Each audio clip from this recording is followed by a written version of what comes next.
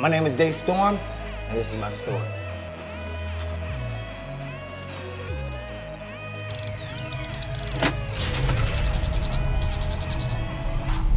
I was 17 years old, and I was talking to this girl named Stacy.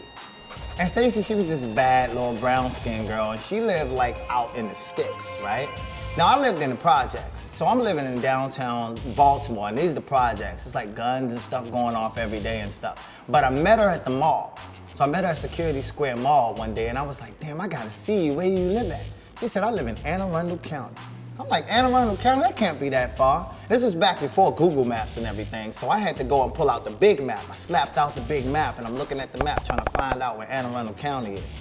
Because, you know, internet was kind of slow. It was back when the pictures used to come down the screen like that.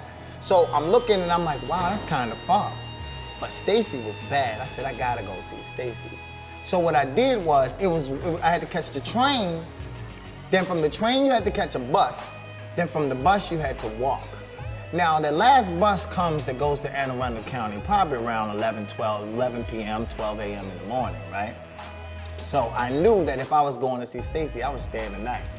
And you know, if you stay the night over Stacy's house in Anne Arundel County, you definitely gonna smash.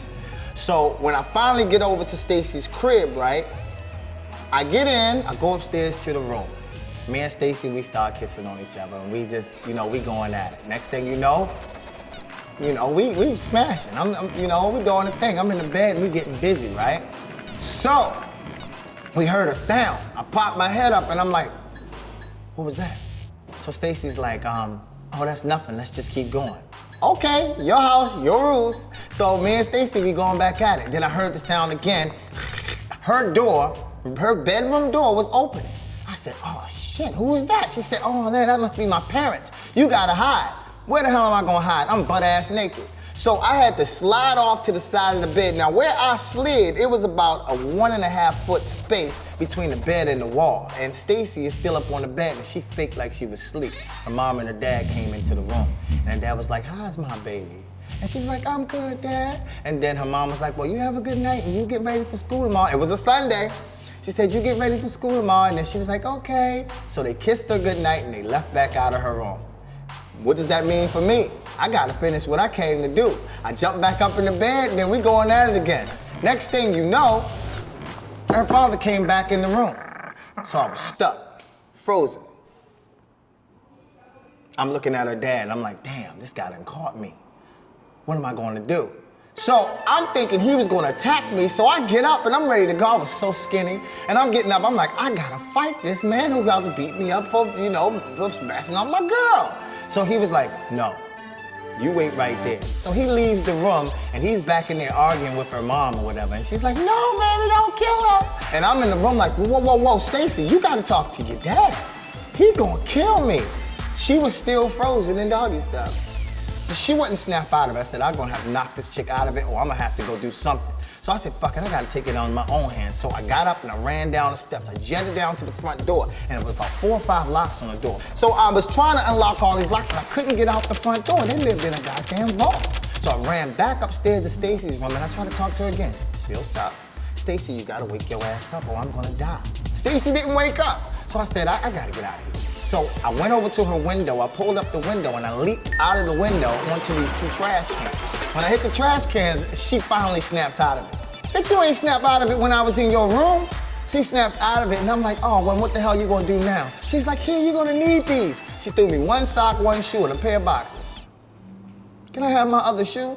She didn't give me my other shoe. So I put on that sock and that shoe. I ain't stupid. And I put on those boxes, and I'm running through the field. So I'm running through this little cornfield, right? And I'm sprinting, literally jetting through the cornfield or whatever. And the next thing you know, I'm like, oh man, free at last, free at last. Thank God Almighty, I am free at, God damn it. Headlights right behind me. I swear to God, her father was in a pickup truck chasing me through the cornfield. This is like a movie, and I'm not exaggerating. So I'm running through the field. This guy's like, I'm gonna kill you. So he's chasing me through the cornfield, and I'm like, what the hell am I gonna do now? I finally get to an open road. I'm on the open road, and I lost him for a second. So I'm hitchhiking. I gotta get back, because remember, the bus stopped running. I didn't caught the last bus to see this bitch. So I'm like, what the fuck am I gonna do? So I got my thumb out, and I'm hitchhiking. An 18-wheeler pulls over to the side of the road, and then he's like, hey man, where you going? I said, I'm going back to the city. You know, I had a little rough upbringing. I'm fine, I can get in this guy's truck. What are you gonna do to me? Get my ass up in the truck. And he's sick looking at me like, You know, I guess because I'm half naked. I don't know what he had in mind. So he's looking at me with one sock, one shoe on, and the whole time he's looking at me like, so where you from? I'm like, no, you trying to have small talk with me, dude. I'm just trying to make it back to the city. So I'm riding along in the guy's truck or whatever. He's slowly inching his way closer to me. I'm like, fuck, I gotta get to a red light because I'm gonna have to hop out this dude's truck. Is that enough of the story? Because I can keep going. Keep going. So I said, shit, I gotta hop out of this dude's truck. So we get to this, it wasn't a complete red light. We get to like a yellow light and I find myself rolling out of the guy's pickup truck. So I rolled out of his truck and I'm sprinting across the field with my black ass through the field. I knew he wouldn't see me because the darkness would engulf me. So I ran through the field, then I just started to mesh in with the darkness and then he lost me or whatever. So then I saw 7-Eleven, basically. I get on the phone, I call my brother up and I'm telling him the story on the payphone because I didn't have a cell phone. So I'm like, yo, I tell him the whole story and I'm telling him what happened, like we gotta come out there and get you. So I hang up the phone and I'm sitting there waiting for my brother. That's it. I mean, it's like I said, the story goes on and on and on, but I'm gonna just stop right there. So what did you learn from this story? What did I learn? I learned to date girls that lived on the bottom floor instead of the second floor because it's a long drop down.